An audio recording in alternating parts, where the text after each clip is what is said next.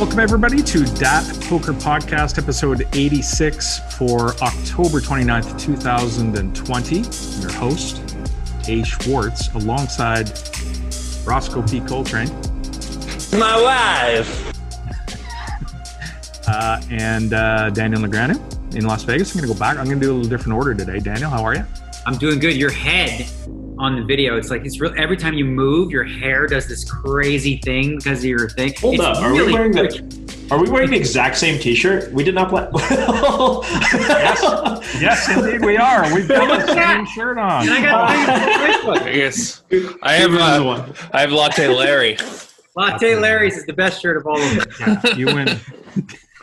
That was weird. Roscoe wins the shirt contest. We both Adam and I both have laundry on the same day. We got better beans. P, how are you, sir? Okay, so quickly before we get on to a bunch of other stuff, that fight, your background there is Namenamedidov guy. Khabib is fine.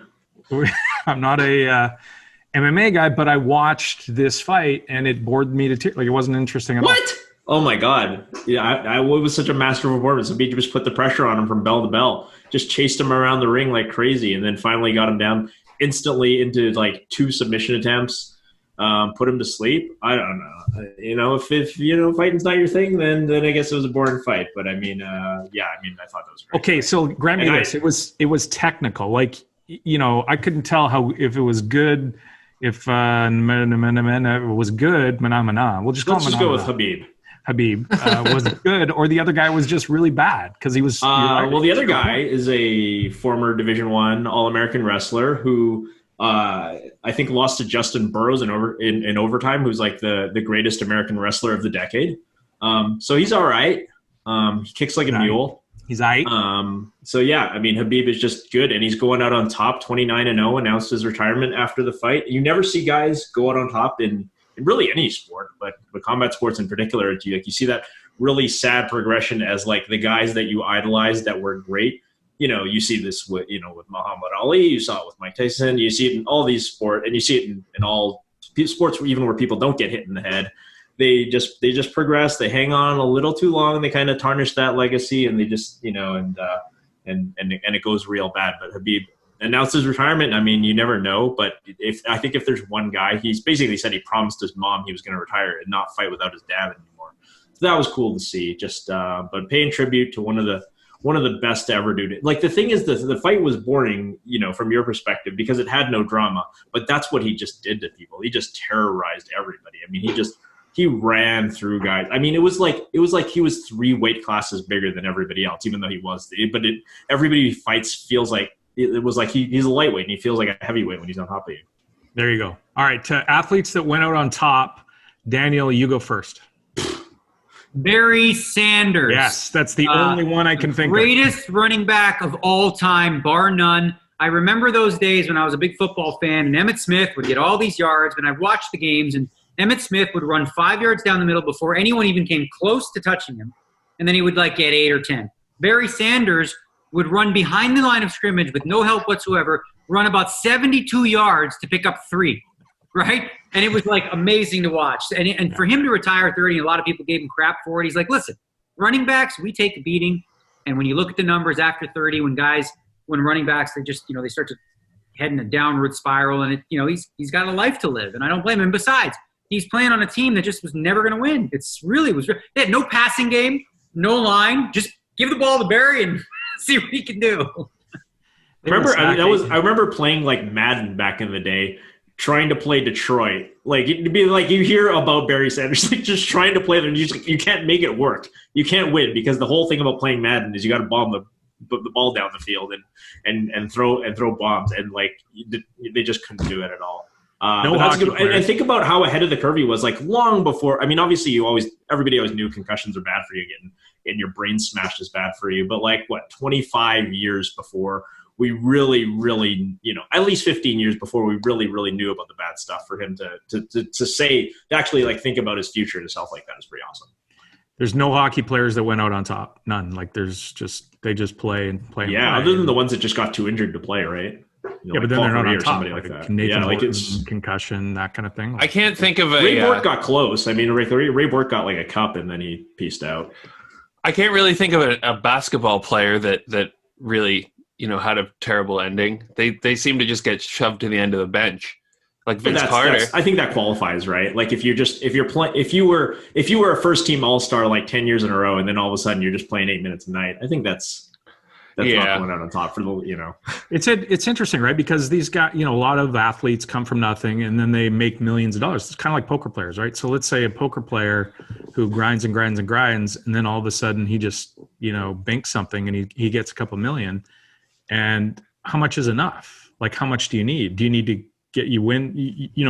When you start grinding and you start from nothing, and all of a sudden you have the world by the ass kind of thing compared to what you had before. Well, especially when you talk about like they pay a shit ton of money in taxes, they pay money to their agents, they pay money to their family. Like you said, they grow up poor, so you got to buy everybody in your hood a house. Like that sucks. Like you're not keeping a lot of money, and then so the football guys clearly have it worse. Like they're playing an average of like 3.5 years in the NFL or something like that, and they just have to keep grinding. But yeah, I mean. It's like a thing. If you're getting paid like $10 million a year just to show up, like it's nobody's business to tell you that you're retired. Like why would you give a shit about the fans' legacy? The fans are always so mad when like their favorite player isn't as dominant, isn't winning the MVP every year. But it's wasn't there a football player recently, a quarterback? I can't think of who retired early, and everyone was like, "What are you doing?" Was it Peyton Manning? No, it wasn't Peyton Manning. He played forever. It was Kaepernick. Yeah, it must have been Kaepernick. No, I honestly thought that's who you were talking about. No, I think I remember what Daniel's talking about. I don't follow football either, but yeah, I mean, it was does a happen. guy recently, and I'm sure people who listen to the show are going to tell us. Andrew Luck. Andrew Luck, the Colts, that's right. Yeah. So it was the next guy. So he came into the year and said, "I'm done." Yeah. Injuries, yeah. All right, let's move on. Let's get on to some poker stuff.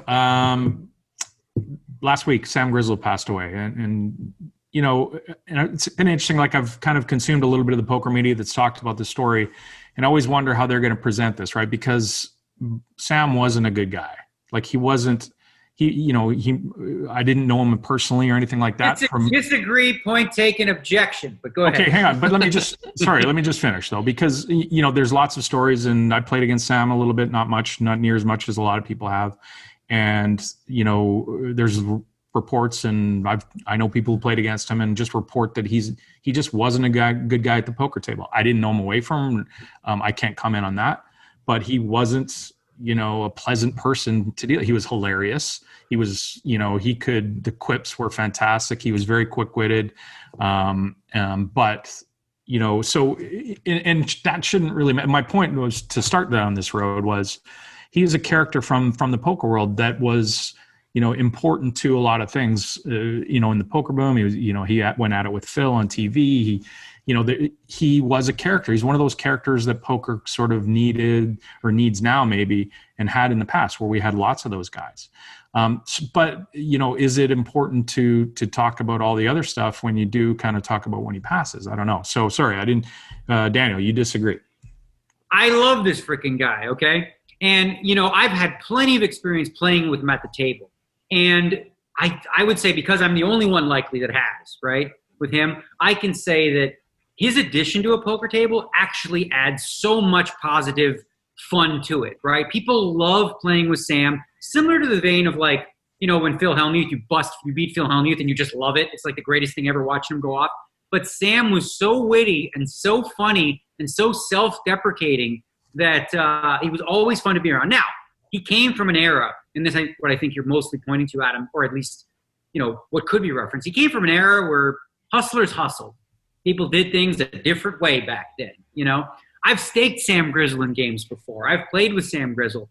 I believe with all my heart, and there's nobody close. There's really first place, prize, and nobody else. The funniest, wittiest poker player with one-liners I've ever played with by a long stretch. He had that sort of, that drawl, that southern drawl, that way of, he had Annie Duke crying, literally in tears on the phone to Howard Lederer, playing him heads up. Like, I'm like the barber. I'm going to screw this one up. It's like, I'm like the barber.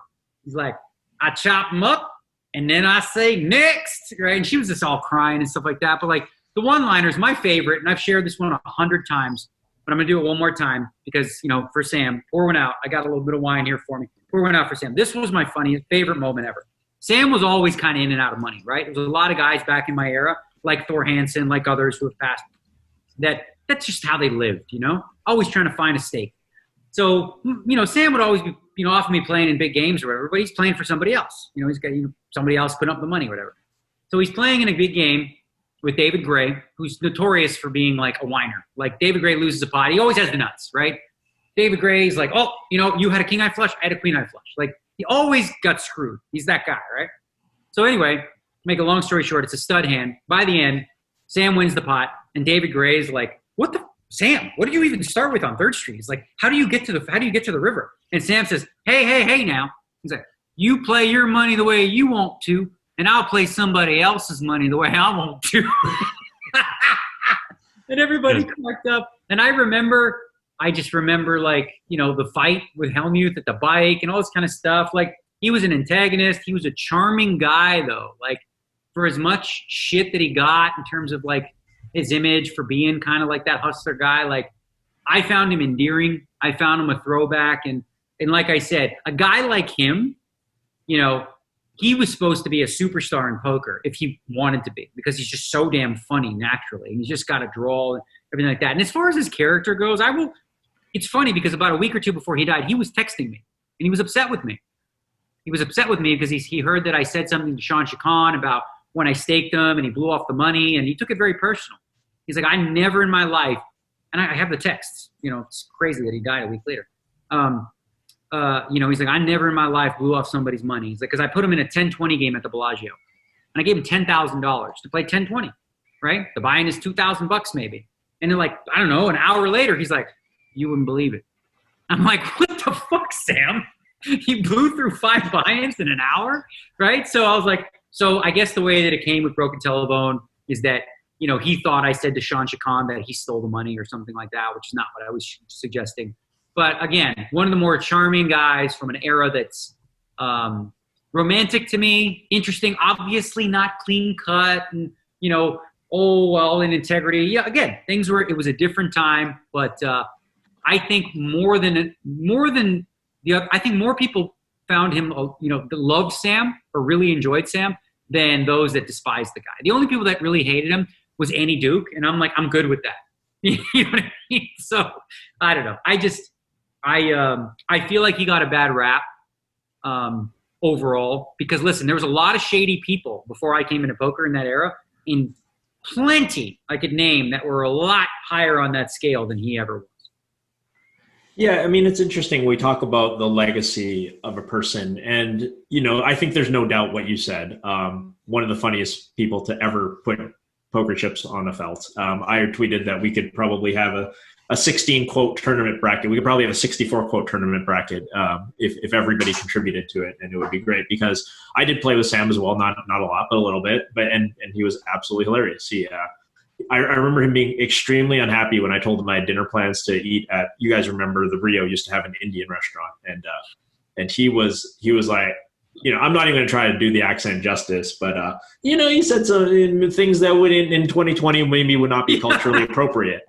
And I, it's like it is what it is with Sam, and in terms of the money, I mean, if you can, Daniel, as a backer, somebody who backed him can say that you think that you were never, stiffed or stolen from, then I don't think anybody else should, unless they have a different story. I think that's fine. I do think, we've heard some stories about him not being nice to dealers, and I've never sort of appreciated that. I think that people abuse dealers. Like, oh wait, can I interject real quick with one more? All right. Because it's Sam, this is a Sam tribute, and I'll let you get back to it.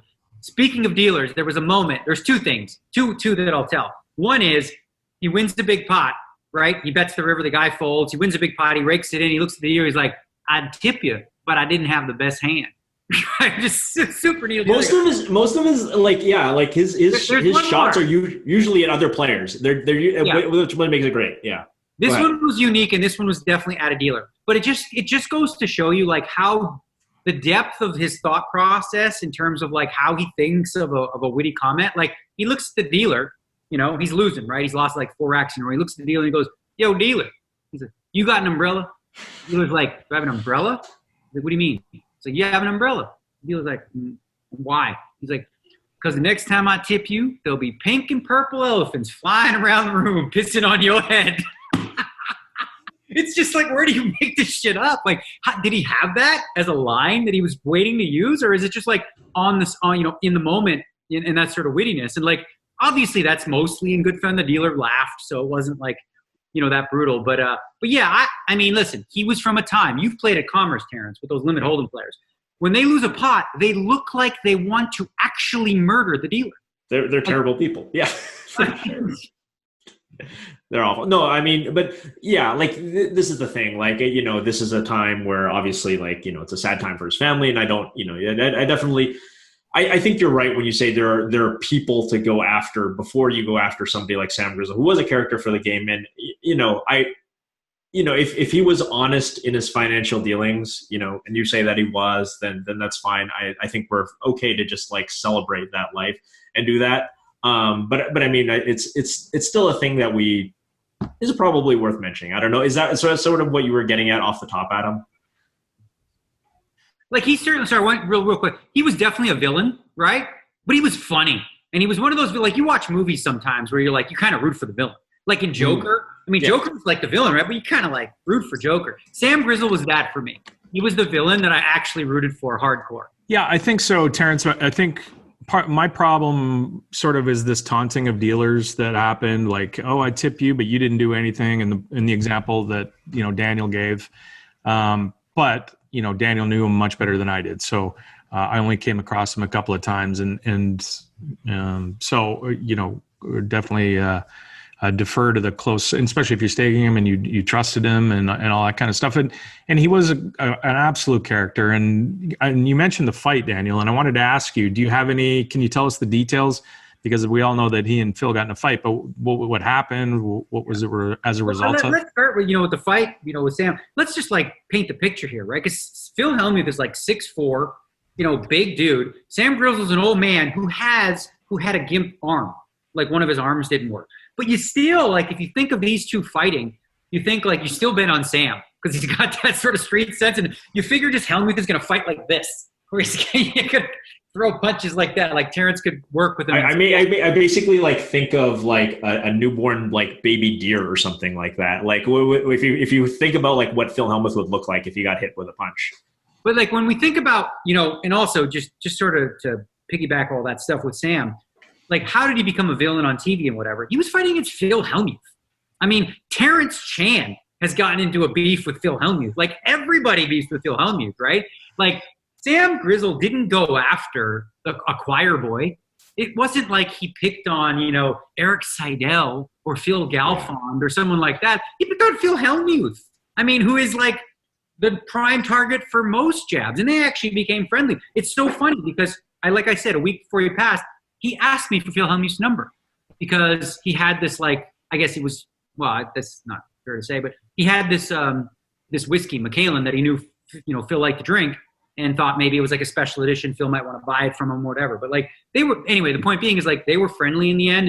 And we're talking about Sam Grizzle, of course, but I also think we should give kudos to Hellmuth too in that regard because Hellmuth has had a lot of beefs at the table and like made him right away from the table, where he's made some mistakes and done some things, but like, almost to a man, like everyone who knows Phil Hellmuth and has actually spent time with him likes him because he's actually a good person, like genuinely so. He says the most outraged, like what he did to you, Terrence, was like, there's nothing okay about it. All you have to look at is, you think about it, is like, this is a child in a man's body who's saying outrageous things, calling you an idiot, an adult, and all these, whatever he called you, a motherfucking stupid, whatever.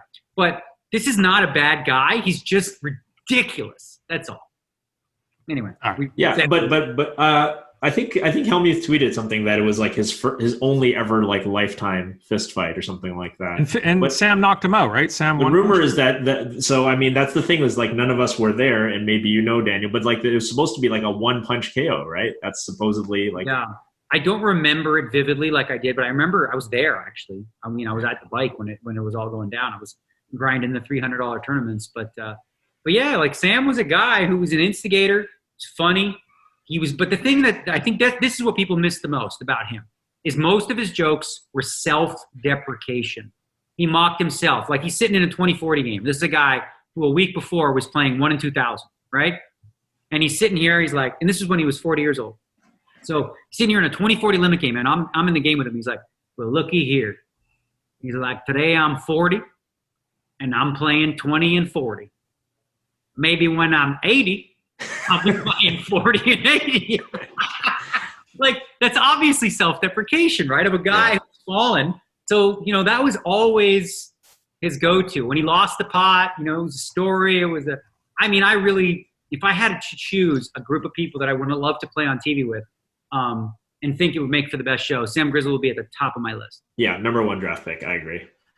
So I want to tell the most famous story I think that people remember that, maybe not everybody knows. And it comes from Todd Brunson. And I'll just read Todd's version of it because it's just so perfect and it sums up Sam in a nutshell. Todd says, about 12 years ago, I was playing in a 150-300 Hold'em game. Early in the morning, Sam Grizzle walks in and starts commenting on how good the game is. When asked why he's not playing, he pulls out his bankroll of $2 and sarcastically asks how much the buy-in is. He leaves, and after talking to Puggy Pearson, he comes back with $10,000 and starts to play. And after about an hour, Sam and Puggy get into an argument. And Puggy picks up his $10,000 and half of what Sam was winning, leaving Sam with $400, far short of the required buy-in. Fortunately for Sam, no one says anything. In about 4 hours, Sam is winning about $40,000. So he ran the 400. First of all, he came in with $2, and then he ran the 400 into 40,000 because they didn't stop him from short buying in this game. If this isn't amazing enough, Sam quits the game, announces he's going to do us a big favor and go play in the tournament that's happening that day, allowing us to keep what money we had left. He also told us how smart he was and how dumb we were, of course. You can guess what happened next. Sam, the genius, wins the tournament and $120,000 to go with the $40,000 he won off us earlier in the morning. Not bad for a guy who showed up at the casino with $2 in his pocket. It's now 6 a.m. and he's been at the Commerce for exactly 24 hours. Time to get some sleep. That would be if you were a normal human, but Sam's far from that. Sam comes up to the top section where there's a tough 800-1600 Raz game in progress. Sam stumbles over and bellies up to the table, losing the entire $160,000 in a fairly short period of time. Instead of becoming upset, Sampley told everybody how dumb they were, shook his head, and walked out of the casino with the exact same $2 he showed up the day before. Just another day in the life of a gambler.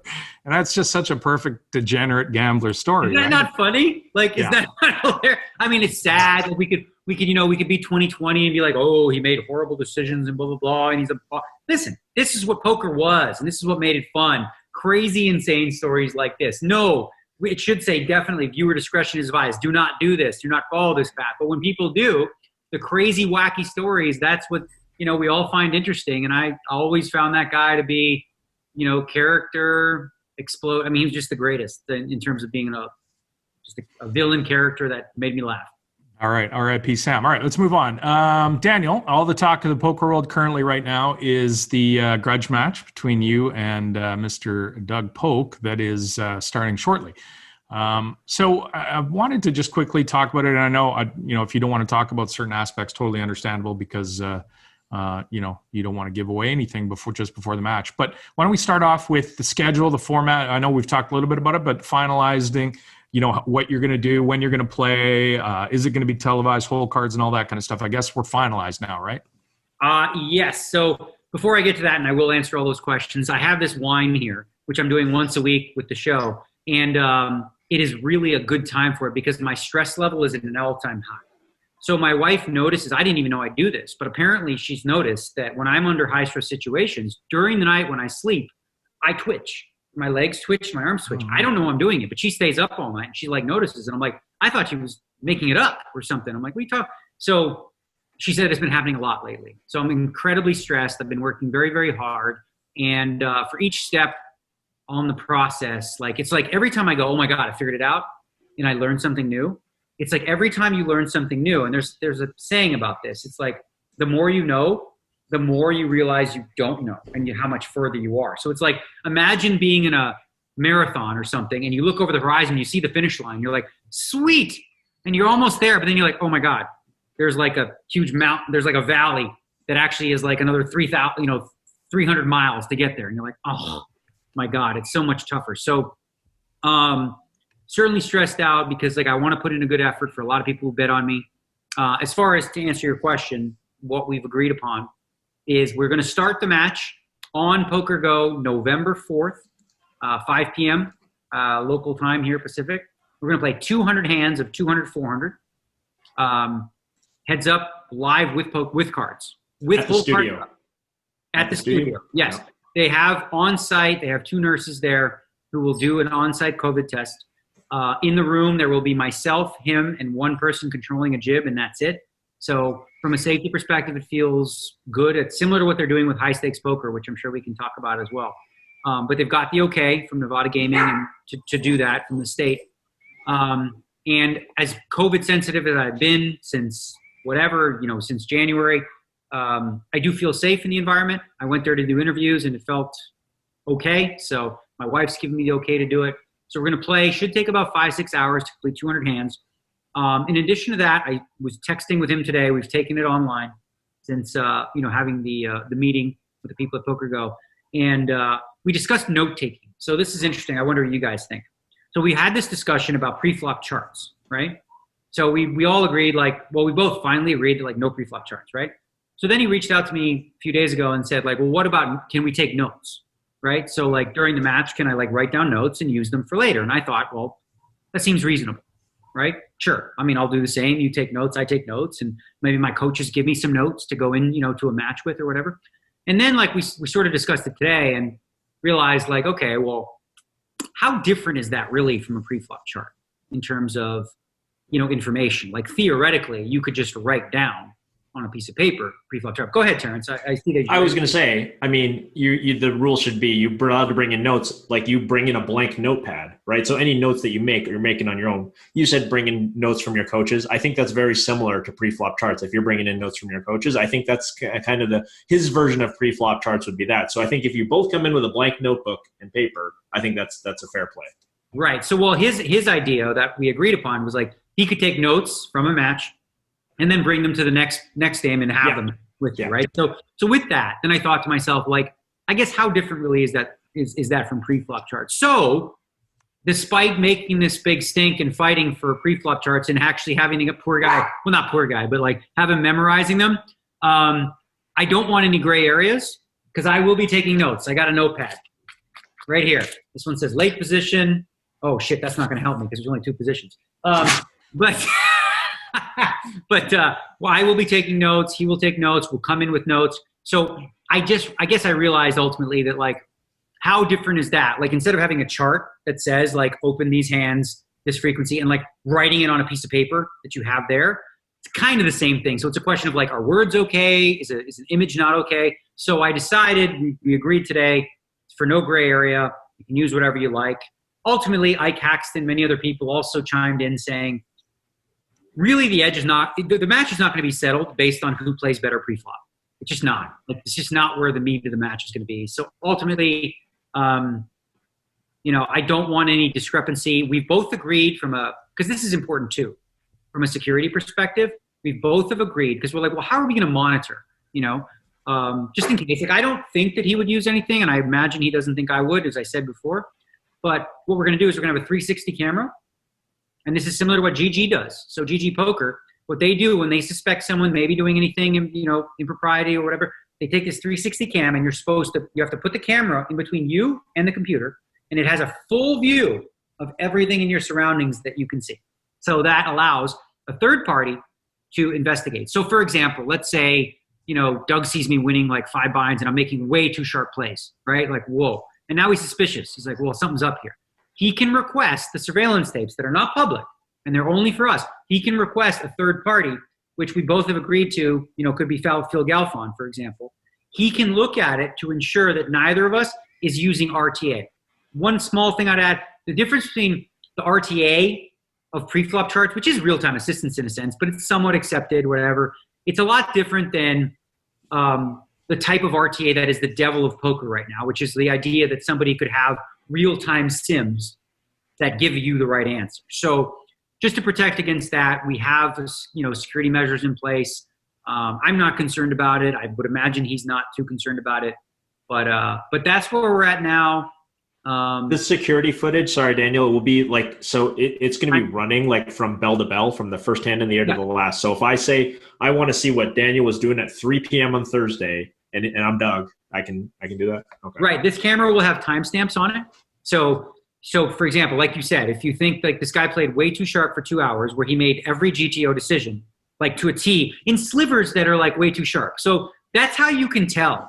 For those that are like laymen to this, like, there are certain aspects of game theory optimal play where like you're supposed to do something like 4% of the time, or 6% or 2%, right? And if a guy continually hits those numbers like exactly, you will start to go, wait a minute. The human brain can roughly guesstimate like between 10 and 20%. But if you're always hitting that number, that raises some alarm bells, right? So, you know, if either of us were to see something like that was like, seems like a little too sharp right there, then we were that. I don't think that's going to happen, because I don't believe that I was about to say something my coaches would have been pissed about. Whew! See, this is what happens with alcohol. But yeah, I don't believe that either of us is going to use it. I think it's going to be a fair match in terms of, you know, it being secure and safe. It's not a fair match in that he's way better than me, obviously, but I agreed to it, so I'm going to go with it. I really don't feel like I'm I wish, like, here's the thing. I agreed to it, and I'm going to do it, but I wish I could have another couple months to really study, because there really is just a lot more to work on, right? So my hope is that whatever the gap is from hand 1, that by hand 500 it shortens, by 1,000 it shortens, and it continues to throughout the match as I improve. Because, and I think he actually tweeted this, the measure of the match in terms of what the right price is and who the right bet is not based on his game, because we know he's going to play well, right? We know that. It's all going to be based on how good or bad am I, right? If I play terribly, then, you know, then you should bet on him. But if I actually do somehow play pretty well, maybe it's not such a good bet to bet on him, right? Yeah. So 2 comments. First, I think bringing in Ike Caxton's opinion, I think that's a super valuable opinion, because Ike is a guy with like extra moral integrity. Like he's the kind of guy who will never let anything step over the line, and also he's exceptionally experienced, obviously, in Heads Up No Limit, and you know, both online and live. So I think he's a really good person, I think, to sort of decide what's to the line, what's not. Second of all, you've mentioned coaches, and I don't know that you've ever made it public. I mean, we made a lot of jokes about, you know, you watching watching the national NBC Heads Up tournament and getting coaching. Well, I had that. What's funny about that? Okay? Stop. Yeah. You're not gonna tell us who they are. Well, Mike Matiso. Did you watch first of all, did you watch the 2005 NBC Heads Up? And did you watch Phil Hellmuth destroy Antonio Esfandiari on high stakes? I mean, come on, bro. I learned it by really going to school. This is the real school. This isn't the let's read the book school. And I get it, and I understand it. Yes, exactly, right? So why do you think they bet on me, Mike Matiso and Phil Hellmuth? They bet on me because they know we're working together. No, obviously I'm kidding, right? But I have a couple guys, and we've sort of there's been, I don't know, rumors about who I'm working with, and I don't know. They sort of like to stay behind the scenes. Are they? I was going to say, are they well-known like poker names in the world? Like, would the average person listening to this podcast, if you said the name out loud, they would know who that person was, or no? Where those people are? No, they would not. No, they would absolutely not know. So these are crushers in the high stakes community that are kind of only known in the high stakes community. You could say so. Yeah, I mean. It's actually a great combo of people. Like, there's a little mini team that we work with, and I'm learning a lot. Like, basically my practice sessions, and this is bad. Like, when people hear this, they'll be like, oh my God, this is bad. But I've been winning like 20% of my sessions, maybe 20%. Now, I'm running really bad right now. I swear. I'm not even playing for money. I'm playing against high-level opponents who are all better than me, right?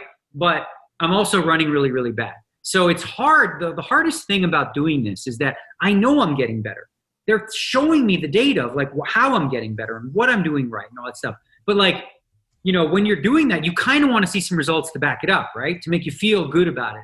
But where, you know, you just keep losing, like, well, I mean, listen, you had kings, the guy had aces. It's fine. But like, I guess I'm lucky enough to have been playing poker for 20 years where I can distinguish. Is it just like bad luck or, you know, bad play? And, I think, you know, there's a lot to be improved in terms of my skill set, but like winning 20% of sessions is like kind of ridiculous. So what I'm but it's really what percentage of decisions you're making, right? Like the number of the number of sessions you win doesn't really matter.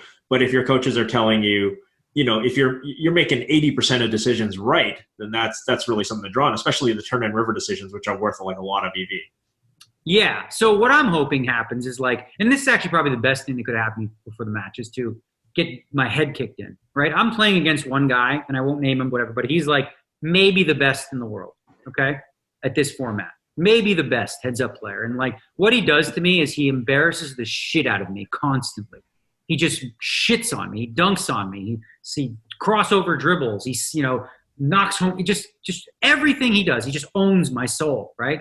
So I'm constantly playing against the guy who beats my head in. So I'm accustomed to what it feels like to be on a downswing, if you will, and being outplayed. So that hopefully, similar to I guess how you would spar, right? You're going to spar against somebody who maybe is even tougher than the opponent you might play, and really putting you in a lot of bad spots that you suck at. And hopefully the idea is that when I actually play the match, it's actually a step down from what I'm experiencing right now.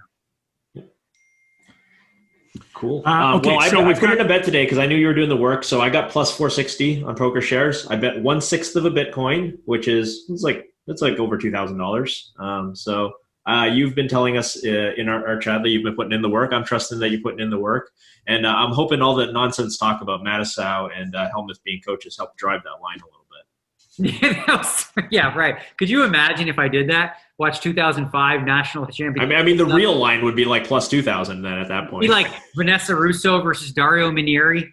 Well, Dario, and go. Let's see what we're doing. Study how Don Cheadle beat Phil Ivey. Yes. Daniel, I want to ask you, you said something interesting there where you said you're playing the guys and you're not playing for money. And I'm just curious on if you think you're getting the other player's best game if you're not playing for money. Well, let me tell you what, Adam. If I'm not getting his best game and that's his worst game, he's shitting on me the way that he does, I would not want to play his best game. But I'll tell you this. Here's what I know of the people that I've had as sparring partners. I felt this too. I'm playing for $0 and I get fucking pissed when jacks lose to ace king. It drives me crazy. More so than I've played on high stakes poker and fired 50K in and bricks and all that stuff and whatever. But I'm trying so damn hard. And I'm thankful that the people that are supporting me are trying equally as hard. The guy that I'm playing, who, like I said, just might be the best. He gets pissed if I start winning. He wants to bury me. He doesn't want to just beat me by a little. There's no you know how your dad, maybe if you play basketball, he lets you win a little bit. There's none of that. No, he dunks on me. He chokes me. He cheats. He elbows me. He uses whatever he can to just absolutely humiliate me in every spot. So it's a very humbling experience, but it's worth it because I think in the end it's going to, give me the mental toughness to deal with what, Doug's going to throw at me. Because listen, this guy's really, really good. Okay. Let's not kid ourselves. A lot of people listening might not understand how, why I'm an underdog. I've seen that on Twitter. People are like, well, how can you be an underdog? You're a legend for 20 years. I'm like, this guy specialized in specifically this format. And he became, arguably one of the best in the world at it, right? So, and he beat all the crushers of the time. So for me to, jump into the ring with this guy, of course I'm going to be the underdog. And I just hope that by the end of the day, as I improve, that we make it a competitive match. And if it is one, there is enough variance in luck, or even if I am, a decent underdog, there's still a chance for me to win the match. And the goal or the hope is that it's better than 4-1. Which is what, a lot of people are getting in terms of the odds. And really here's the thing. And I was asked this when I did the interviews. It's if I win big, or say if I lose big, why would that have happened? If I lose big, it's simply because the plan in place that my guys gave me, I was unable to execute. It won't be, I don't think, because the plan is faulty. It'll be on me, right? And some bad luck, of course. If I win big, it'll be a testament to their research and their coaching ability and my ability to, because I really think they're really good teachers. They're the best teachers I've ever had. They're super supportive. They really, really listen. When I get frustrated, which I do, you guys know I do the laptop thing. They're with me there. They're like, I get it, man. I get it. It's hard. And So it's been really like a great experience for me. And if I am like lucky enough to win, it'll be 100% due to, to those guys. So sorry, Terrence, I just want to quickly touch on what Daniel was talking about there. Emotions are going to run high in this match. You're going to get frustrated. He's going to get frustrated. There's no love lost at all. So, if one person's winning big, the other person's going to be pretty upset. And given, like you just mentioned, you got upset a few times because of the long grind you just had playing online poker in the World Series. I've seen Terrence's smashed laptop. Don't worry. Like the most, in control guy in the world, Terrence smashed his laptop when he played online poker. I went up to our drugstore here that has computer equipment back in the day, and I bought 11 keyboards because I would get so mad when I was playing online poker and lose. I'd take my keyboard, and this was like some sort of form of saving me from myself. I would smash the keyboard and break it in half over my lap. And I just bought 11 of them because they were $12 or something. But my point is, we all get upset. And this one, Daniel, it seems like there's an opportunity that it's big money. It's a guy that you don't care for too much. And you're stressed out now because you've been preparing so much. Like, do you see yourself being in control the whole match? I do. Like, I mean, other things I've been doing, and I know this may sound hokey to a lot of people, but I've been journaling every day. And journaling is essentially a method of like just brain dumping, getting your thoughts out. Mostly my journaling is related specifically to the poker and the match and what I'm doing every day. I'm trying to reinforce things. I'm also meditating daily, which it's a practice I've sort of been in and out of over the years. I kind of like, I've always been resistant to it because like, oh, it sounds annoying, but I've been, doing that to try to get my mental state right. And also like coming in with the mindset of being an underdog makes things a little easier, right? Because like really all I can lose here is money. I have money. He's not going to change my life with whatever he beats me for if he does, right? So for me, in that sense, it's a free roll. Like nobody expects me to really win. Even Terrence, I know you took 4-1. You don't expect to win this bet. You expect that you're getting happy to win if I win it a third of the time. It's great. Sure. Like you expect. So that's the thing that people don't understand sometimes when you're betting. Like you may bet on something that you think is not going to win, but simply because it's plus EV. So I'm coming from it obviously as the underdog, and I think that's pretty unanimous across the board. Everyone sees that. So there's like less pressure on me, and I think a lot more pressure on him, right? So if things don't go well for him, coming in as the prohibitive favorite, and he's obviously talked a lot of smack. I've called him no names. I've said nothing, but I've been totally courteous. He called me a dolt. He called me a little bitch. He said he's going to back up the Brinks truck. A whole bunch of things. Like he really went off on everybody. He just sort of like, I guess, embraced the heel role while I was, through the negotiations and whatnot. So really like outside of money, as long as I put in an effort that I'm proud of, right? And keep, if I can make it competitive, that'll be a win for me. Adam, I wanted you mentioned.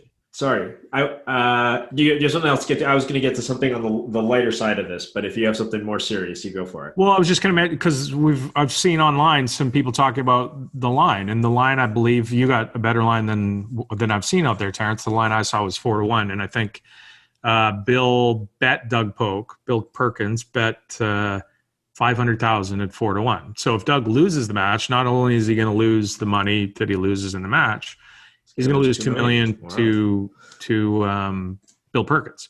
Well, and I think lose it. He has people that are, that's just when you say you're betting with, like, obviously, there are people involved on his side that are part of that, like his, business partners and things. Right.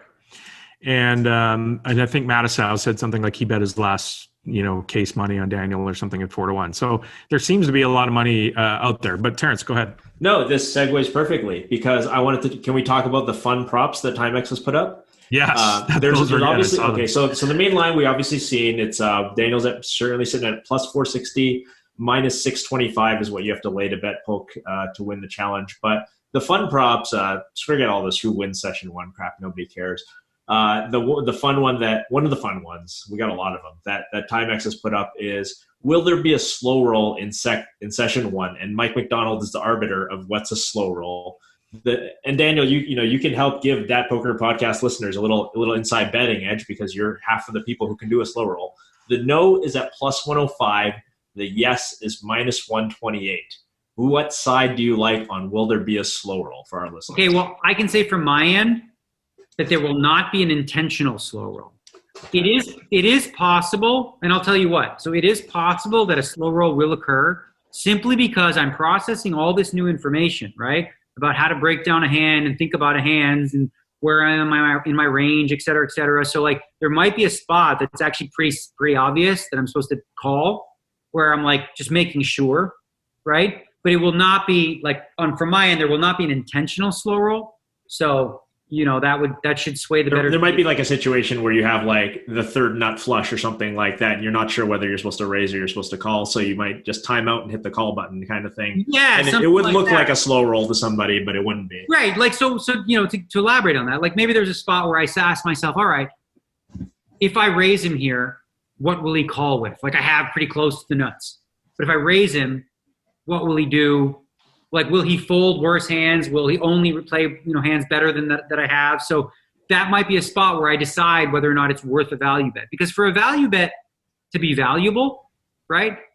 I don't know if I can share this. Oh, we get it. We understand what you're saying. There's a spot where it's close between raising and calling, but most people would raise in that situation. Therefore, if you call, it kind of looks like a slow roll, but it's really not. So there's not going to be intentional slow roll. Okay. Like if I get check raised on the river and have a small full house. Yeah. Right. Yeah. And I'm like, I'm not, you know, I might be thinking about re-raising. I might be thinking about like what what does he have? All that kind of shit. But like, it wouldn't be intentional. So. All right. So if you're betting on the yes there, then you're betting on Doug betting. The fact that session 1 is happening live, it makes me think that no is actually really good value at plus 105 here. That's my personal opinion. The second was also related to session 1.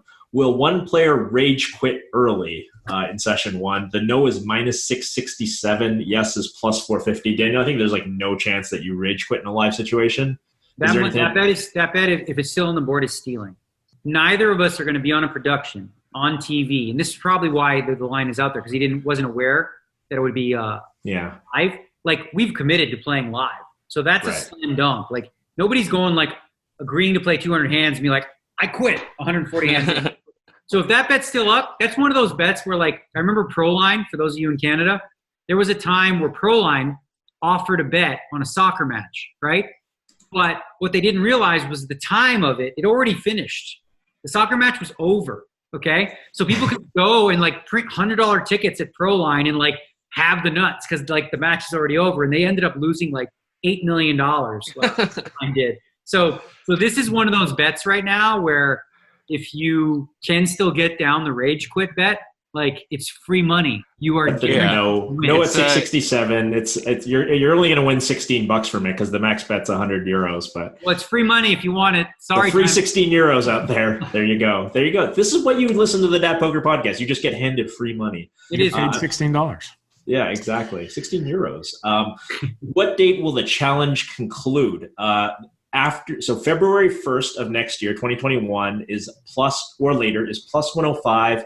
Challenge concludes on or before January 31st, minus 128. Do you think this thing gets done before February 1st or after February 1st? I'm going to say before, but I'm going to say you're probably going to have to sweat this bet because for me, right, like, this is new for me, right? So I'm not going to jump in on day one, and I'll share this with him, and I'll probably message him and let him know. Like, day one, I'm not just going to go YOLO 12-hour session. Like, that's not happening. Like, it's very likely in the early stages I'm going to play the minimum amount, which I've agreed to, which is 2 hours, you know, until I start to feel more comfortable and maybe, like, make adjustments and learn as I do. And then as we go, you know, I'll probably feel more comfortable playing 4 or 5, 6, or even longer sessions, or even multiple sessions per day where we play, you know, maybe from 3 p.m. to 5 p.m., take a break, come back at 8 p.m. and play a few more hours. So if I had to bet, I would say that it will end. Also, because don't forget the caveat, you know, this match could end at 12-5 in terms of number of hands if whoever's stuck is quitting. I don't imagine he's ever going to do that because of all the side action that he has. So it's really a question of whether I would, and that's a possibility, right? So I would say based on all that you should bet under January 31st. Under is a slightly plus AV play. You probably don't have any insight on this, but will Doug Polk return to being a professional poker player following the challenge? The no is minus 1,000. The yes is plus 660. You probably don't have an opinion on this. I do. No, I do. You do? Okay. Actually, I don't think that he will. I think that, first of all, when he offered me this challenge, I don't think any part of him thought I would say yes. And he's admitted that. He's like, I was shocked to hear he said, I said yes. Because he was kind of done with poker. And so then he started working and going in the lab. And, he obviously posts his results publicly. And, he had a downswing and came back to an upswing. And then he played Ali Amshurovich and, he didn't do so well. So he's basically broke even over 3-4 months. And more importantly, his expertise is in a game that's really not readily available anywhere, right? Every online site doesn't offer heads-up poker. Right? The only reason WSOP.com has done that recently is for us so that we could play this match. But I imagine when the match is over, those tables go bye-bye. So there's really, unless he chooses to decide for the first time to really learn, 6 max or 8 max and sees, profitability in it, then no, I don't see why he would, since it's almost like if you were a 7-card stud player professionally, right now, and you were would you go back to it? You're literally asking somebody who played Limit Hold'em for a living for 6 years. Yeah, so, you understand. Right. Yeah. Will Daniel cease to be a pro poker player because of this challenge? No, minus 2,000. Yes, plus 1,000. More free money. A silly All thing. in. Yeah. All in. Oh, listen, here's the thing. Patrick Leonard actually mentioned this in a tweet, and I saw that. And he said, regardless of what happens for Daniel, my game, based on the work I've been doing, is going to translate to positive EV when, live poker turns, because I'm going to get better. I've already gotten better, as I said. And one of the things that I have going for me, and I've been watching, Jonathan Little said this, and it's true. I've been playing poker a long time. I have enough humility to listen to people to know more, and I soak information up very, very quickly. So what may take somebody 5 years to learn, in terms of advanced concepts, once I get it really, really quickly. So it's going to help my results overall in the long run. So let's say, for example, I lose $1.4 million to Doug, right?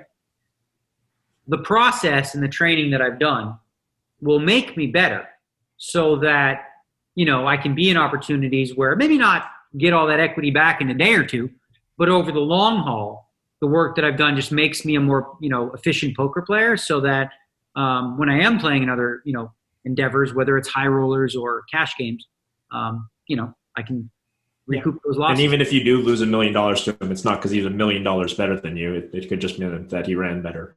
Well, that's the crazy thing. So I saw somebody run an EV calculator thing, and this one scares you. So this one's really creepy and scary. And for all of you who think you run bad, that could be a thing. Heads up poker has more variance than 6 max by a lot in a weird way. I mean, yes, the better players are going to win longer, but listen to this. You could be, let's say, for example, Terrence, I was 5 to 10% favored over you, right? In theory, I could go, according to standard deviation, on an 80 buy-in downswing. 80.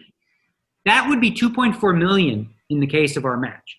Now, there's other things that play a role in this match. Because Doug has made a lot of side bets on the side, he has incentive, if the match is late, to just give up. So for example, let's say he's got a 2 million bet, right? And there's 100 hands left, okay? And he's up more than he could lose.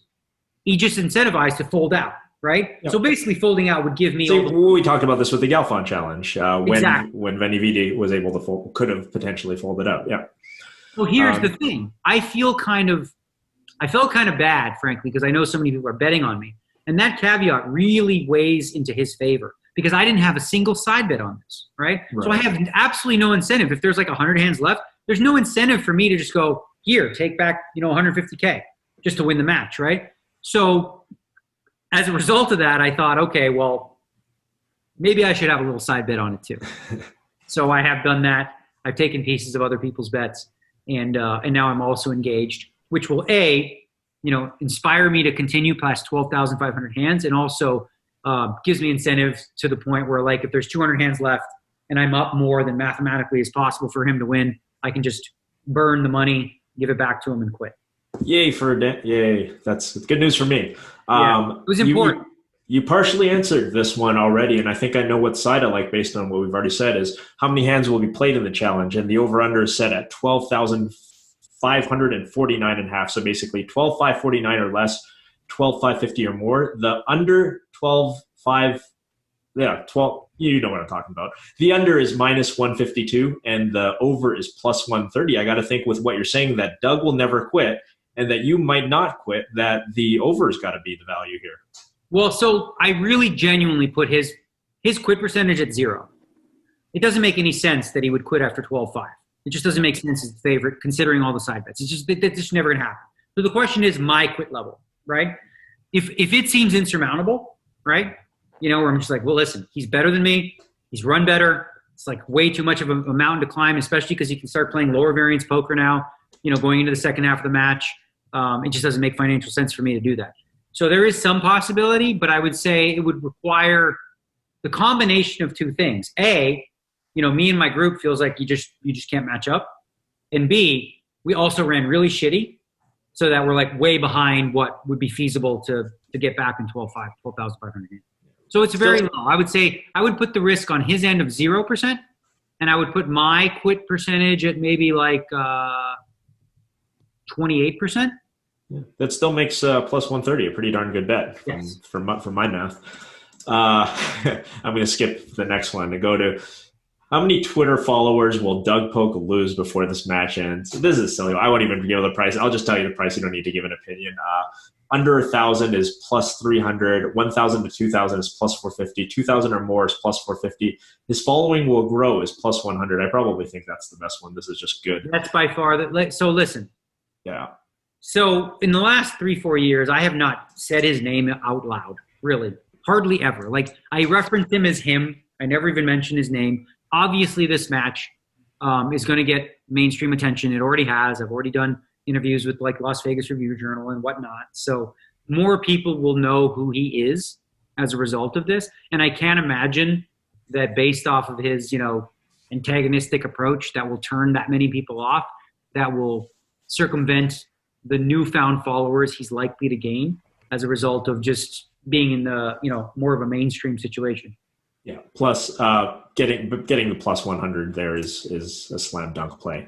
Last one that they put up. Where will Doug Polk's teeth be at the end of this match? Anywhere else? In his mouth, minus 10,000. Anywhere else, plus 9,900. No, his teeth are fucked. I'm if I lose too much, like I take the plus 9,900.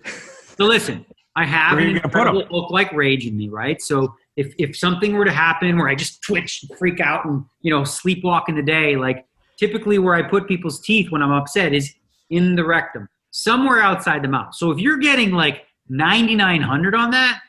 We've said, you know what you get about, what you say about 99 to 1 people, I mean, here's the thing too, right? You were not willing to wait like 100 to 1 on anything else ever again in your life. So ask yourself this. What are the chances that he tilts and he takes his mouth and he bangs his desktop, right? And a tooth goes loose. That counts because that tooth is no longer in his mouth. If it's multiple teeth, I don't know if you get paid double or triple, but at 10,000 to 1, the possibility of a tooth breaking as a result of like laptop, banging or computer bang, I think that's worth 10,000 to 1. Yeah, I think we might need a panel of arbitrators for that. Did we talk about the 500K, the 500K challenge? Yes, yeah, we did. Oh, you mean the bet? Are you talking about the bet? Does the bet clarify? Is it all of his teeth or some of his teeth? It says where will Doug Polk's teeth be at the end of this match? I guess Timex will have to be the judge on this. That's not clarified well because some of his teeth, if he bangs his teeth on the computer, right? He'll lose some, but he's not going to lose every single tooth from that.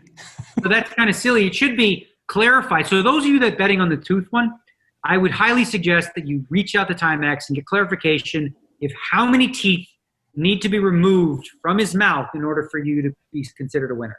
Yeah, it's a lot like betting the election. There's so much uncertainty with betting the election. Like I've mentioned before, I've bet on Biden to win, but it's like we might not even get to settle this bet till like a week after the election. But yeah, that was fun. Also, the least juice possible. Timex offering a deal minus 10,000 plus 9,900 is like that's awfully generous with Timex. But a lot of fun there. He's getting great publicity out of this from you guys. But there's your sharp bets. this is exactly kind of like what I think. I'm watching the Hellmuth Esfandiari thing. It's like, I think this is good for poker, honestly. This kind of shit. Like when everyone's like, it's kind of like, you, Terrence, you're a huge UFC guy because you were, a martial artist. You can't wait for Saturday, right? To like watch the matches and everybody like talking about it. Well, we have an opportunity in poker to do that here and there where we have these matches where you have one camp versus the other and it creates a lot of buzz. And I think mainstream buzz as well. So overall, hopefully this is something that people look back and say it was worth the time and effort to bet on it and to watch it. So 200 hands live, the first 200 hands live at the Poker Go studio. Sign up, pokergo.com, by the way. Poker bonus code. Daniel, I believe, is the bonus code. Yes. Sure. Why not throw that one in there? And then, so after that, talk to us quickly about how people can watch the online, if they can watch the online stream. Okay, so the schedule looks like, as I said, November 4th on Poker Go. It is free to watch for everyone for this one challenge. It should take about 4 or 5 hours. November 4th, 5 p.m.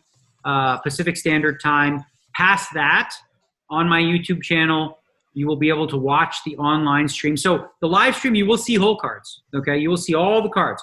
During the online portion, there will be no whole cards up, so it's a little, a little less engaged. But for you diehards that want to watch, you'll be able to watch both screens on my YouTube channel, youtube.com/DNegranu. I'll likely have a couple commentators in there covering the two tables. And what I'm also going to be doing throughout the match is post-session, I'm going to jump on to the YouTube, Zoom, or whatever, and I'll engage with some of the people in the comment section and sort of listen to all the armchair quarterbacks who say, oh, dude, man, you just need to be more aggressive, bro. You just need to you should have folded that. That was obvious, eh? Yeah, obviously you had kings. Why'd you call it queens? It's terrible. So I'll engage with these fine people. And so that's going to be planned. And there will be, that will be my stream, but it's essentially open to anyone who wants to stream. There will be lots of different people who will be streaming the actual online portion. And the schedule for that is going to look roughly like every other day, usually around 2:30 to 3 p.m. start time Pacific, with a possible secondary session later in the evening. And I imagine for a lot of them will be archived so you can watch there. Unfortunately, the WSOP.com software doesn't lend itself to make it easy to track in mid-game, like who's winning, who's losing. They don't have the capability to do that. There's no hand history. It's kind of like no man's land. So we're going to have to manually do that. And, whoever's doing commentary or whatever, we will keep track, and I'll post the results on Twitter, as they come available. All right. Awesome. Well, look forward to Tuesday after the election Monday night, and then we're going to jump right back into some poker. What about the election odds right now? So I wanted to quickly touch on that, and because I had a thought. I know we talked about it earlier, and I see all the wagering that's going on in the poker community and poker Twitter. And it struck me that, they're going by I think Biden's, hovering around 200 or whatever it is. Yeah, he's now on Pinnacle -200. Although I've seen better than -200 other places. Right. So, but my point here is that line, I don't really, and we talked about, is it representative of the actual polls and all that. And aside from that, and I wanted to get your guys' take on this, the depth of the market is infinitely bigger than that penny line, because the size of the wagers that are going on, if you try and bet on penny, I don't know, how much you can bet or how much you can deposit, but it's not anywhere close to what's actually being bet on this election. And given that, because the market, the line is set by the market, and the fact that so much of this money is being bet outside of that line, it doesn't seem like a true line. So, if I'm a guy trying to bet 100K, and I know there's several poker Twitter guys that have that much money on this election, do you think all those people are taking that into account? The fact that this line might not be representative, and I don't know. The maximum stake is 76,000. Well, here's the thing. Sure. Any gambler understands how a market works, right? So if you set a line, me against Doug Polk, for example, since we were just referencing that, you open the line at even, and you get a whole bunch of money in on Doug. Well, now he's a 2-1 favorite. Now he's a 3-1 favorite, because the book is trying to balance action, right? So they have no interest in giving you the actual percentages of who's going to win or lose. It's based on opinion, right? So then you have to ask yourself, all right, well, what are the sharp opinions saying? What do they think makes sense in terms of the line. But typically the betting line is a pretty good barometer, more so than polling, because I think there's some flaws in polling, and there have been, historically. The one thing, and I know this is a sidebar, but the one thing that I'm interested in is I want to know, like, what the over-under is. I think I would make the over-under December 9th on when our new king of America will be crowned as Mr. Trump. Like, December 9th, before or after, because I really believe, aside from all the chaos, and I've been reading chaos and civil wars in the streets and all this kind of stuff, with the ballots coming in late and counts coming in late, do we believe we will have a final answer as far as who won this election before or after December 9th? And I would say that it's a really good line to set. I don't know which side you guys like.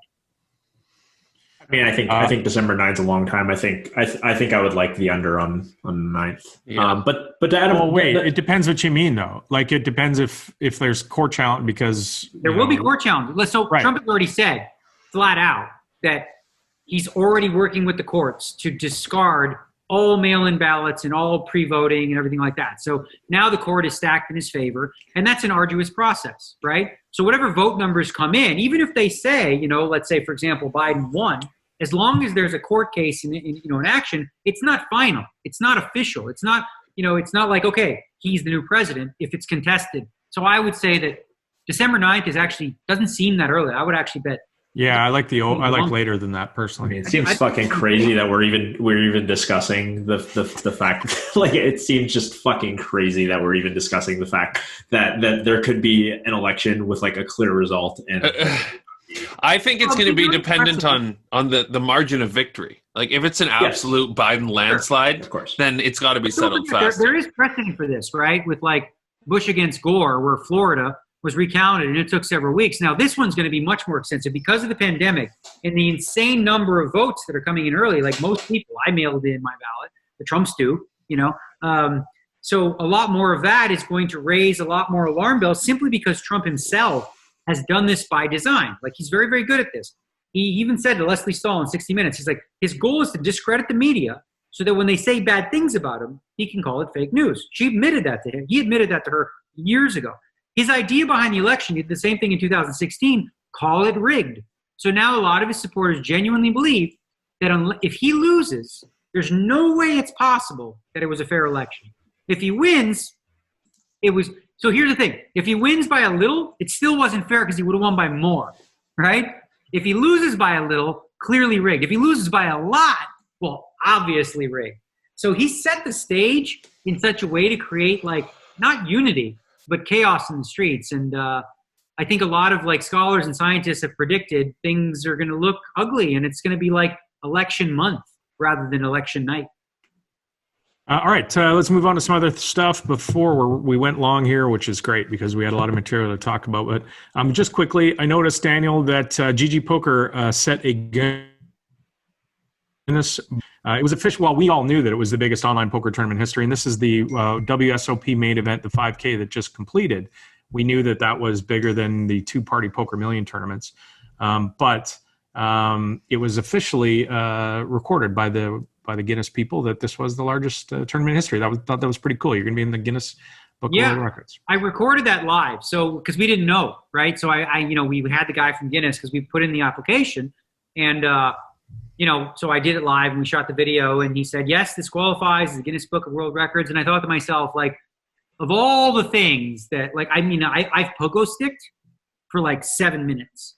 The idea of me breaking the world record, which is what, like a week and a half of pogo sticking without, eating, like I was just drawing dead. Like, what Guinness Book of World Records could I be associated with outside of this one? So it's a pretty cool honor. I mean, it's a big deal, the Guinness Book of World Records. Obviously, we knew it was a record, in poker, but to have it recognized in the Guinness Book of World Records, I think is, adds a little prestige to it and sort of sets the bar now in the future for, what's possible. And there's other good news coming too, along the lines of, GG Poker and, the World Series of Poker and a whole bunch of things that I'm hearing internally that bode well. Ooh, what am I doing here? Spilling all the beans. Oh, I'm done talking. Go ahead, move along. You're muted, Adam. You're muted. Sorry. Moving on quickly, high stakes poker was it was announced by PokerGo that high stakes poker is coming back December 16th. They're rebooting the best poker television of all time, High Stakes Poker. So interesting, right? And I didn't see the set, and I know they did a quick tour of the set, how similar it was to the last set, because that was in a casino, so it can't maybe not be the exact same. But interesting to see what the lineup's going to be, and who's going to be the commentators, and how it's going to be produced, and how it's going to look. Is it going to resemble the original one? Is it going to be exact like? Is it going to be different? All those kind of things. I'm super excited because I loved High Stakes Poker. It was, I think we all did as a community. And Daniel, you were right there in it. And thoughts? First, let's go to Terrence. Thoughts on the reboot of High Stakes Poker? Excited. I think that it was one of the most viewed little kind of teasers when there was just a guy with a camera zooming around. I think it was Durr's camera, and he was there. Ivy, Jason Kuhn, Hellmuth. I think I saw Ben Lamb in that video. So looks like a nice strong lineup. A little old school, a little new school, because I think that seems to be what people like these days. They want the high stakes games. So you want all of the high stakes crushers, but you still want to see the familiar faces from the mid 2000s, the mid aughts. So yeah, exciting to see that stuff come back. A lot of people are excited for it. So more stuff to talk about in addition to just Daniel versus Doug. So I was there yesterday and I saw the set. It's awesome. Like really Maury and everybody around him that works with him does such a great job at Poker Productions of creating like real spectacles. And they're doing that, and they're going to also be doing Poker After Darks in the future. What's unique and awesome about High Stakes Poker, and it's so aligned with what my beliefs are in terms of what makes for a great poker show, right? We're all poker diehards, right? But how many of you guys are willing to watch 7-hour stream of poker live? Where 5.5 hours of that is kind of like meh, raise, fold. The main event of the final table, that's about it. Yes, sure. For tournaments, that's a totally different animal. You want to see, because in a tournament, it could happen at any moment where the person goes broke, right? Because it's live. But the reason high stakes poker and shows like this were so effective is because you can actually create a show and a narrative, much like what previously World Series of Poker 441 Productions did with the World Series, which was like create a beginning, middle, and an end. You had Gabe Kaplan and AJ Benza at the beginning, set the stage. Last week, we saw Freddie Deeb and Sean Chacon get into it. Will there be more fireworks this week? Now you formulate it with all the best hands, all the best drama. It's appointment television. Everybody watches. I was literally talking to Maury about this, how if we really want to grow poker, right? Sure, tournaments, live streams, they're great. They're great for diehards, and there's a place for them. But if we really want to create good poker shows and good poker content, it needs to be packaged. It needs to be packaged with the best hands, the commentary lead-ins, the ability for these commentators to watch the footage beforehand, for the joke writers to write the jokes. Like everything about it is enhanced, right? Imagine doing anything where you're like, okay, go, right? Versus, okay, you get to watch these tapes for a week, decide what you want to say, make it good. We can cut out the bad stuff, make it like spruce it up. For example, Mike Matisow is great for TV, right? He's great for TV in small doses. When you watch him on a 7-hour stream and he never shuts up, it's nauseating. It's too much. Randall Emmett, same kind of thing, right? You put these two guys on a high-stakes poker show where you can edit out all the extra audio, extra crap. Now you've got appointment television. So I was really happy to see Poker Go bring back high-stakes poker and focus on edited shows, because I've been a big believer for a long time that we've gone too far down the professional route of catering to diehards who want to watch every single hand and really alienating Grandma Betty in Oklahoma who wants to see, oh my goodness, you see that Sammy Farha with the cigarette in his mouth and he's just joking around and 2 kings bet $200,000. We want water cooler movement. See, I've been drinking wine. Water cooler moments where people the next day. So did you see that hand between Gus Hansen and Daniel Negreanu where he flopped the set and lost the quads? Like, that's the kind of stuff that we can recreate with high-stakes poker. And I think, I wanted to add this one last thing. I didn't play simply because I'm too entrenched in this Doug thing, and I didn't want to, be distracted by it, aside from COVID concerns. But I will say one more thing. From a COVID perspective, nobody will be wearing masks. They were all tested on site. They hired nurses to give tests that you get a readout in 2 hours. So it is a for the most part, COVID-safe environment. So the people that will be playing, it'll look like, normal, everyday, high-stakes poker without the precautions that we see in society today. All right, quickly moving on. Speaking of poker on television, Phil Hellmuth and Antonio Esfandiari had the Poker Go high-stakes duel. And they, if you remember, this was a series of matches played heads up. If they'd play a match for $50,000, if the loser wanted to ask for a rematch, it would be $100,000, and then the third one would be $200,000. So they'd each put up 50, and then 100 and 200. Phil won the first one, and Antonio. Well, it doesn't end there though. Just to clarify, the person who the champ, if you will, must play at least 3, and then has the option of quitting, or he can continue. And we know Phil Hellmuth is going to take $350K and lock it up. But it does go on for 8 rounds where there's double, double, double. So if Phil Hellmuth were to say, I'm still open for challenges, Antonio could re-challenge him, or somebody else could. Daniel Cates could be like, let's go, bro. Yeah. Spoiler alert, Phil won all 3. Interesting, right? Because I think Antonio said he'd never quit Phil, and he didn't, by true to his word, but Phil won all 3. And we've had this discussion. I think Phil, it came, on the heels of Galfon talking about that he has a new respect for Phil, and we did talk about that. But we went long, so we had a clip from the Mouthpiece. This is Mike Mattisau's podcast that he does, and if you want to check it out on YouTube, search for the Mouthpiece. Phil Hellmuth was on the most recent one, and I've talked about it a lot on this podcast. Phil, when he does interviews. By the way, I'm going on Mike Mattisau's podcast tomorrow. Oh, hopefully we keep the selection talk to a minimum. Oh God, good luck with that. But if you want to check out something with Phil, it's awesome, and I just get a kick out of every time Phil talks about himself, his legacy, how good he is, and poker in general. It's entertaining every time Phil is on talking about stuff. He's entertaining himself. I think that I'm near full power. Yeah, it's just great. So check it out if you want to see some Phil Hellmuth stuff. Quickly, we were going to do a Poker Jeopardy, but we went long, so we'll do that another day. Ross, did we have some voicemails? Do you want to do 2 voicemails and then get out of here? Yeah, sure. I can play this one that came in. Before we get to that, though, just real quick on the match, because I watched it and I found it intriguing and it was awesome to see. And, Phil Hellmuth gets a lot of flack, has been, discussed. And I really do believe that, Antonio is supposed to be the favorite, right, in that match.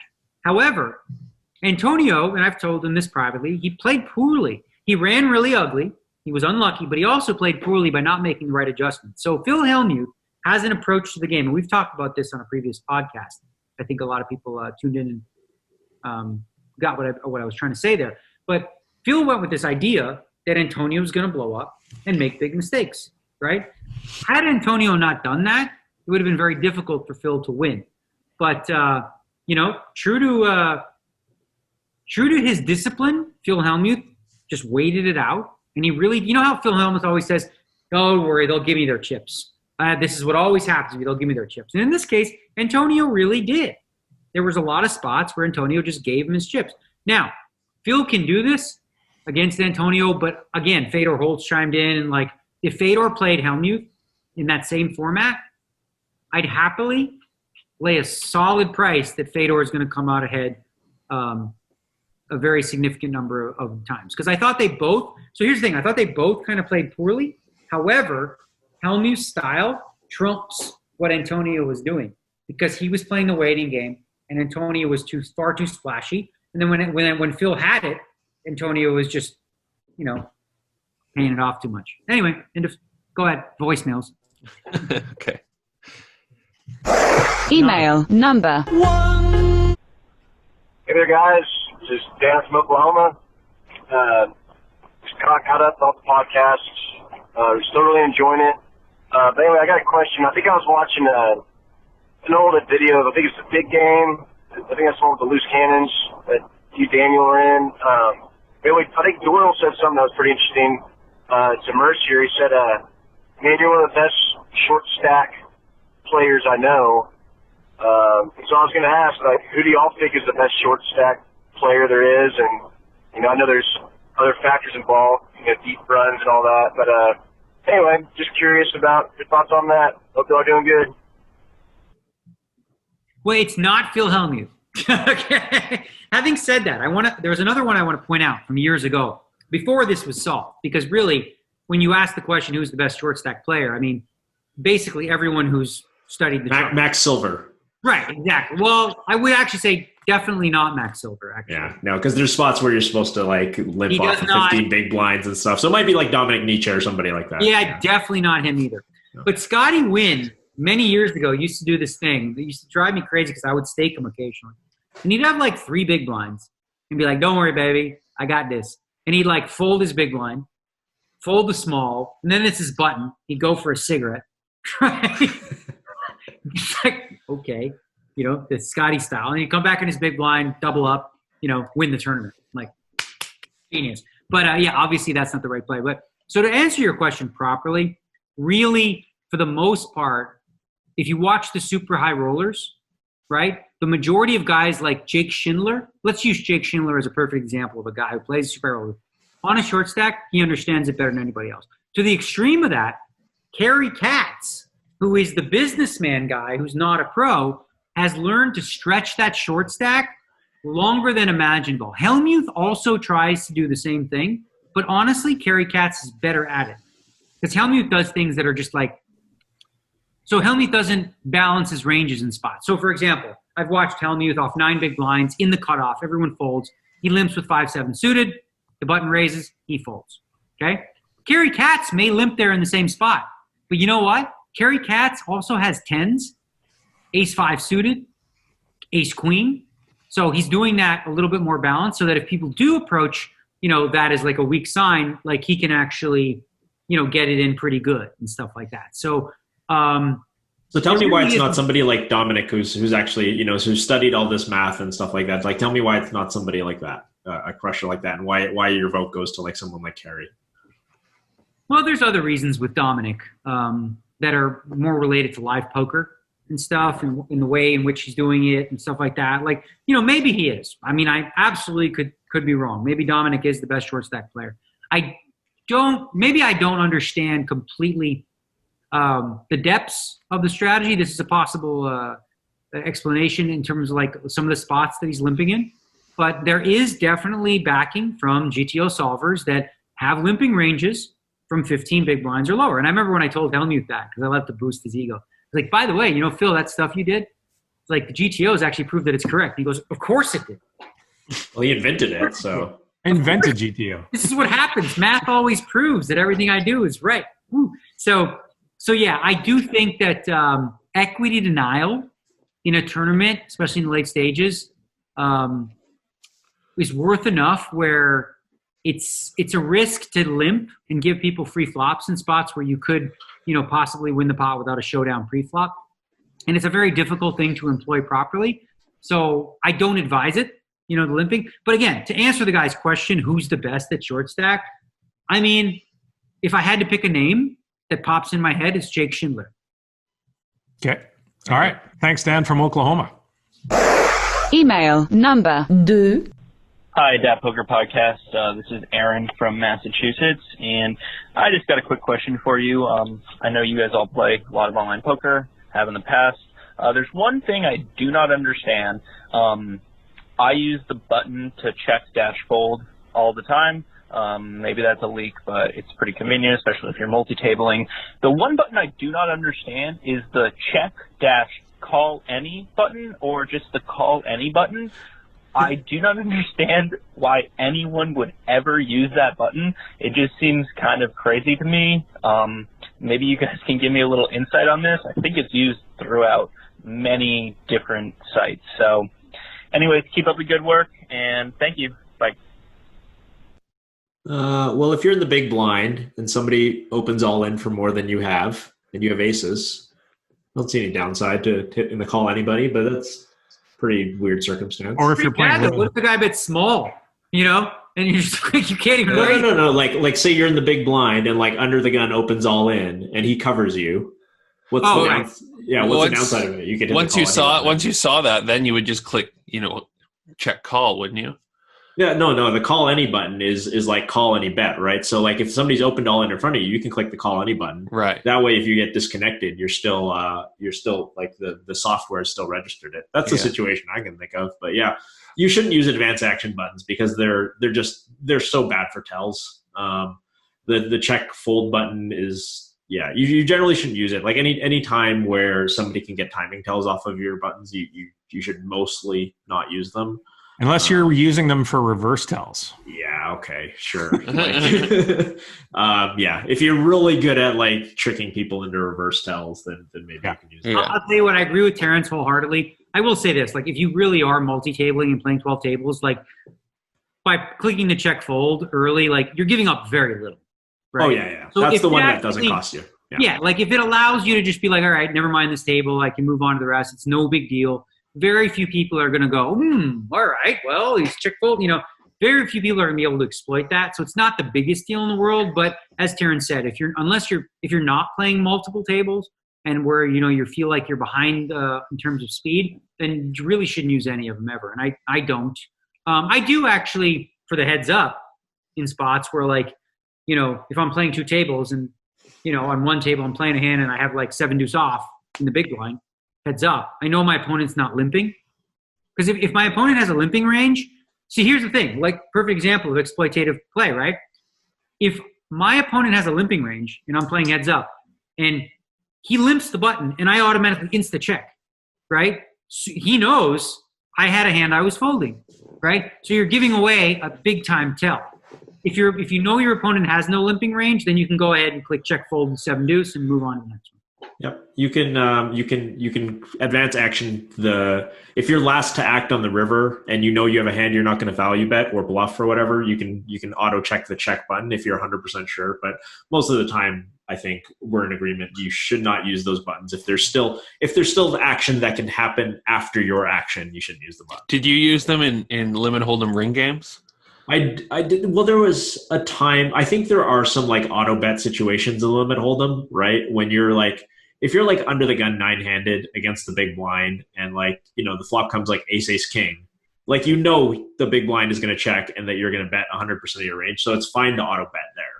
I think that's like very clear because there's literally no hand I can raise under the gun with and not see bet ace king against the big blind. Right. So like, that's a situation where you can just check and auto bet. Triple draw also. Right. So like if it goes 1-3, this is an auto check, auto bet, situation. So like you can use the advanced action buttons because of you have the information from the draws, right? But in no limit hold'em, I think it's definitely risky to do that. But in limit games and mixed games, I think it's different. Obviously, like there's auto forced bets in like stud games too, where one board just reads way better than you have auto. Yeah, bets. I mean there are times where I think it's fine. Let's say like you're in a ring game playing no limit hold'em, and you're in middle position. You have 9 deuce off. You're really giving up. Of course, the fold. Just fold. Well, we're talking about buttons where there's still action, like things that can happen after you've acted. And I think most of those apply to limit games. Most of the time that it's okay to use an advanced action button would be a limit game. And another thing, I feel like a total fish because I used to check ace king when I raised with crap and didn't hit. I used to check that flop last to act because I wanted to bluff the turn. Now I feel like a total fish. Yeah, I mean, what is the big line? Actually, no. That's you know what, Adam. There's definitely a place for that in a lot of different environments and games. I actually don't think that's terrible. I mean, yeah. I mean, especially if you're playing against bad players, but if you're playing like super high stakes, if you're playing like 200, 400 on Poker Stars, limit hold'em, like you're gonna bet every flop. I mean, listen, if you did that, Adam, and I didn't see anything like from you other than that, I'd be like, oh my god, what does he have? Quads? Right. So against pesky, what you did, it's not that fishy. Like if you're playing against a guy who's like super sticky, super aggro, in limit hold'em, and like you just don't feel like you can get it through on the flop, occasionally checking back the flop to delay c-bet, I don't think that's the worst play in the world at all. It's not ideal, obviously, it's not optimal, but I don't think I would call you a fish for doing that. Any more emails? Are we done? Yeah, I can dig out one more voicemail here. Let's go one more. Let's see. Then it's time for old DNegs to get to work. Yeah, all right. Get at her. Okay, here we go. Here we go.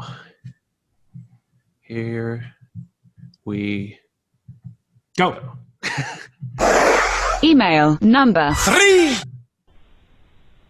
Hi guys, my name is Jen and I'm from New Jersey. Love the podcast. This message is primarily for Daniel, though I'd love to hear anyone's thoughts. Daniel, I'm a huge fan of yours and have been for about 15 years, basically since I learned how to play poker. I've always appreciated your approach to the game, not only in terms of your winning small ball strategy, but also when it comes to your character and behavior on and off the tables. I think you've been a great spokesperson for poker over the years, and that's why I'm hoping you'll take what I have to say seriously. I was rereading your book, Hold'em Wisdom for All Players, and I have to admit that I cringed at the line in the acknowledgments where it says, quote, to Jennifer Harman, not only the best female player in the world, etc., unquote. Anytime I hear a world-class poker professional referred to as one of the best female poker players, it makes my blood boil. I can't imagine working that hard to be at the absolute top and still being relegated to my gender, especially in a game that is 100% mental and truly gives no reason to classify people by gender, race, etc. The other component of the book that is a bit disheartening is the fact that every pronoun used throughout is he. Representation is really important, and it makes a difference when someone doesn't see themselves reflected back in the field they're interested in. Now, I know this book was published in 2007 before a lot of this was as mainstream as it is today, so this voicemail isn't meant to be accusatory or shaming in any way, more so an example of knowing better and doing better. So Daniel, I'd love to hear what you think of these things today in 2020, and if you'd ever consider releasing a second edition of your book where you adjust the acknowledgments to Jennifer Harman and alternate pronoun use throughout the text to be he, she, or they. Thanks so much for the podcast, guys, and for taking the time with my voicemail. Okay, hang on. Wait. You just dug that one up, Ross? Well, let me say. To be honest, it's been almost 2 weeks since we did a show. I know. Let me say, you're absolutely fucking right. Okay, you're absolutely right. So here's the thing: I came up in poker in a time where it was predominantly men, right? And there was always this talk about the ladies' event and who's the best woman poker player, and it was like a thing, In hindsight, we look back at that, we think, well, what's the difference? It's stupid, right?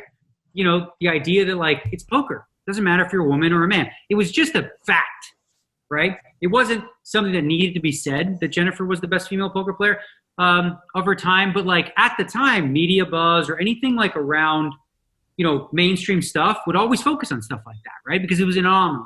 So they're like, wow, look at this. A woman, my goodness, playing poker. It's funny you mentioned this because recently I posted a couple of videos of my wife putting together my gaming chair and putting together the desk and all this stuff with nuts and bolts, and I'm sitting there drinking a coffee. And I've got a whole bunch of these people on my Twitter stream saying, oh, what are you, a pansy? Real man, what do you, should change your oil for you? And I'm like, yeah, probably. She's really good at that stuff. And it's not 1950. It's 2020, and she's allowed to do things. So I totally hear where you're coming from, and you're right.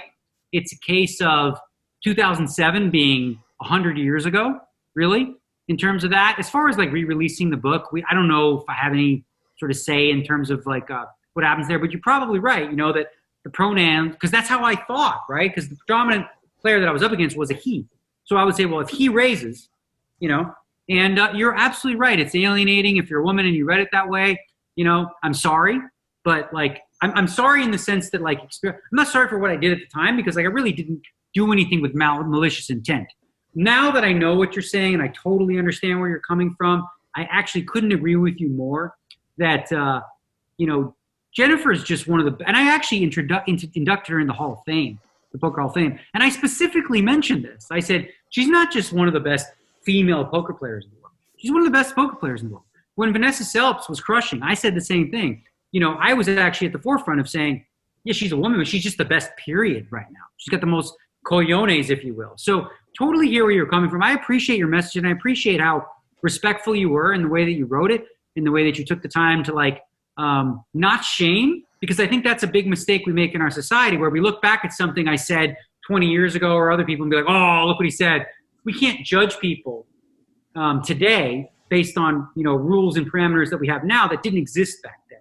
And in 2007, we were still at the early stages of learning all this stuff. So no, I don't take any, ill intent from your email. I actually genuinely appreciate it. And it opened my eyes, frankly, to not even realizing. This is the first I even thought of my book being predominantly male pronoun. Again, I don't know that I'm going to make any more of the books, so that's probably not going to happen in that regard. But I will be mindful in the future when I do write blogs or anything along those lines or do masterclasses to say, to be, and, you know, that's actually a difficult thing because I'm learning too, right? I don't know about you guys, right? But like, how do you do that in a way that flows, right? Because we always play poker and we're like, well, so he raises, you know, he calls, whatever like that. So let's say this guy raises or whatever.